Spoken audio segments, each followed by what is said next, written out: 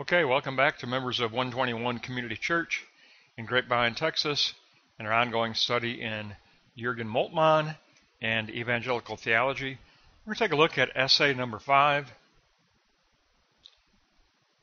which is by Williams, and it is dedicated to Moltmann's Christology, which is a unique Christology because it's more of a Christological theology than it is a strict Christology.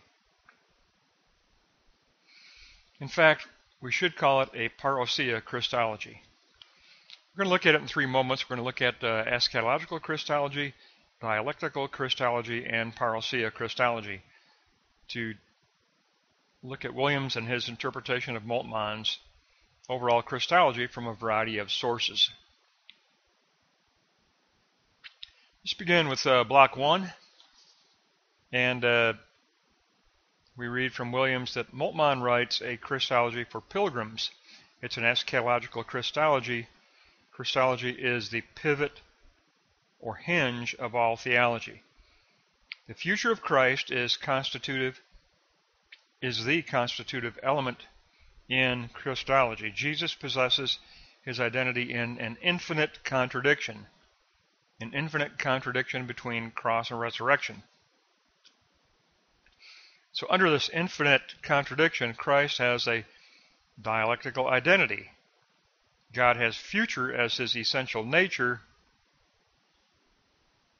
and Christology addresses Christ's God-forsakenness on the cross.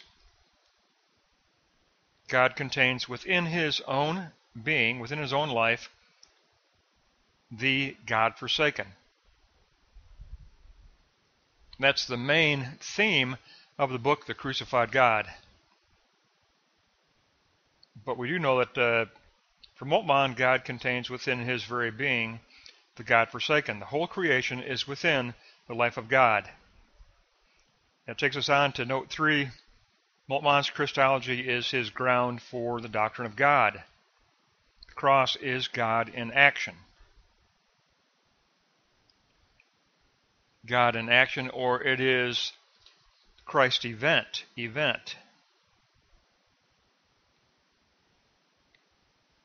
And that is critical to understand. The truth unfolds out of a kenotic Christology. The doctrine of Christ's two natures is not convincingly ontological. Our belief that God is Trinitarian derives from New Testament witness concerning the Christ event.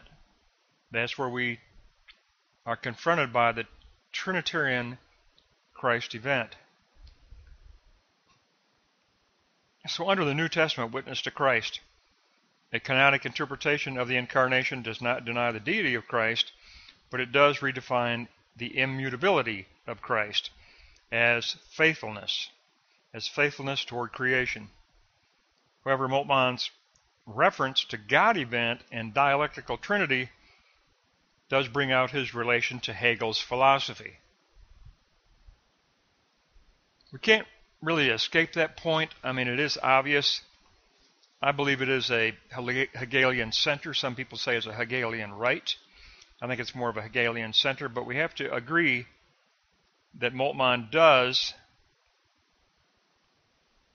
bring out that relationship to Hegel. He does do that. So it brings up an important issue. If you take a look at 4D, the Nicene Creed says that Christ is of one substance with the Father. It's that substance metaphysic. And that is not a part of Moltmann's Christology. Moltmann rejects a metaphysical substance metaphysic for the Trinity. So under one substance, it is in suffering that the question of God arises. Matthew 8:17 makes it clear that Christ helps us not by his omnipotence, but by his weakness and suffering, coupled with the affirmation of the resurrection.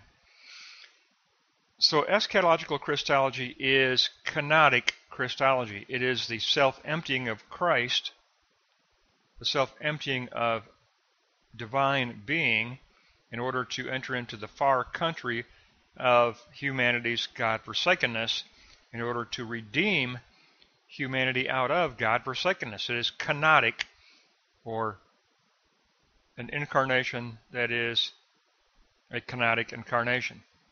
That takes us on to block 2. Now we look at the second side of the dialectic. We look at resurrection. Kenotic incarnation and the question of resurrection. In the community of Christ, the dead are present, says Moltmann. But Moltmann also says that the raising of the dead is an eschatological Samian sign. For Moltmann, resurrection has become the universal law of creation. And that is key. For Moltmann, he really does make his Christology a theology. Resurrection becomes the universal law of creation, the overarching universal law of creation. So the evangelicals ask, what about the literal references for Christ's resurrection? Moltmann needs to supply conceptual clarity, which is definitely lacking. Moltmann's general thematic assertions often cause him to stray from concrete conceptual references to a more traditional Christology. He does not ever present a real traditional Christology. It's more of a kenotic theology. And that brings us to Block 2, Note 3, which summarizes Moltmann's Christology. Kenotic incarnation plus universal law of resurrection equals God's Christological kingdom. So it is basically dialectical in nature, and it is the dialectic between the cross of kenotic incarnation and the universal law of resurrection, which brings about this Christological kingdom, Christology. Theology springs out of a passion for God's kingdom and its righteousness and justice, which finds its expression and power in the community of Christ. It is expressed in the imaginative positing within the Trinitarian drama of history. There's your Hegel emphasis there. It is expressed in the imaginative positing within the Trinitarian drama of history. All of this differs dramatically from the evangelical position. This is not a traditional Christology in any manner whatsoever. Let's go to Block 3. This eschatological Christology and dialectical Christology bring about a parousia Christology. So 3, Note 1, theological conclusions are extrapolated from Christology, concluding with a parousia Christology. The person of Christ is always defined in light of the coming parousia advent, the future second coming advent, and the advent in every historical situation that is possible as God's eschatological future. It is not just the work of Christ that is addressed here. It is the parousia advent in the work of Christ. It's a beyond the work of Christ. For Moltmann, double judgment and universal salvation can both be supported by Scripture, supported by the cross and the resurrection of Christ. At the parousia, Christ will judge so as to make the righteousness of God prevail over all. It will not be a judgment of penal retaliation. In other words, Moltmann is forced into a universalism because of his theological Christology of God entering into the far country of humanity's God-forsakenness to bring all of the God-forsaken into redemptive future of Jesus Christ. So, Block 3, Note 3, judgment as prevailing righteousness of God. Moltmann's Christology contains too many sweeping thematic judgments, says Williams, but he is right in making the Christ event the hinge for all theology. There's room here, however, for a quarrel from evangelicals. And I have to agree with the author. I think Williams did an excellent job here. A parousia Christology, which is Moltmann's Christology, his Christology is a parousia Christology, is in no way or shape similar to the evangelical traditional Christology of the two natures and the work of Christ. Instead, it becomes Christological theology for Moltmann. It's Christological theology.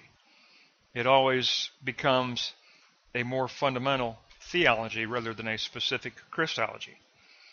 So if you look at the bottom right of the chart, basically what you have for your recall triad is Moltmann's Christology is all about a kenotic incarnation, the self-emptying of the divinity to enter into the far country of man's God-forsakenness, and then the promise through Christ's resurrection of a universal law of resurrection that is inherent and spiritually present as a universal law, bringing the kingdom of Christ forward. That comes together in a Christological theology of parousia, a parousia Christology. More precisely, a Christological theology of parousia. Moltmann's theology is a theology of Advent. It's Advent of eschatological future in every possible concretion in history where God's future is possible. And the Christ event brings forward this interpretation and this sign for us. Moltmann ends up with a Christology that is a signifying Christology. Okay, it's a signifying Christology. That's comparatively quite different from evangelical Christology.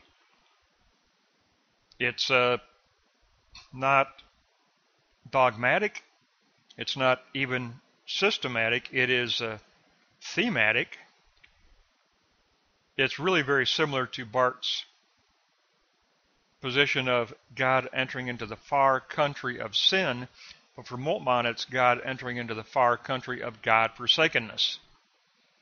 And when God enters into the far country of God-forsakenness, he, through the Christ event, the sacrificial and redemptive Christ event, the Spirit now indwells all of history, all of creation, with a universal law of resurrection presence, with resurrection possibilities for the future.